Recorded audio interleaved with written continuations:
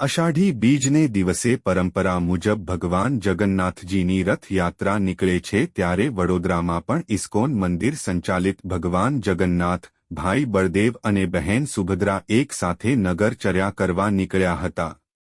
આ રથયાત્રાને મેયર, સાંસદ અને વિધાનસભાના મુખ્ય દંડક દ્વારા પહિંદ વિધિ કરાયા બાદ રથયાત્રાની શરૂઆત કરવામાં આવી હતી.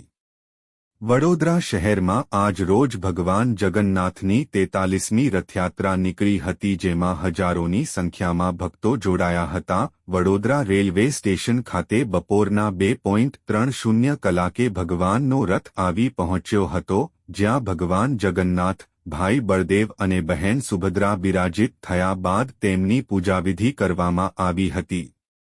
વડોદરામાં ભક્ત અને ભગવાનનો સાક્ષાત્કાર થતાં સમગ્ર રૂટ પર જાણે ઉત્સવનો માહોલ જોવા મળ્યો હતો, જેમાં ભક્તોએ હરે રામા હરે કૃષ્ણના ભજનની રમઝટ બોલાવી જય જગન્નાથનો ગગનભેદી નાદ કર્યો હતો.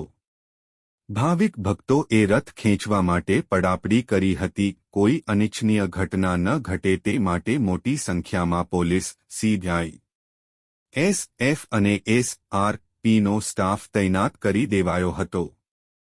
વન વિભાગ તરફથી તુલસીના છોડનું વિતરણ કરવામાં આવ્યું હતું.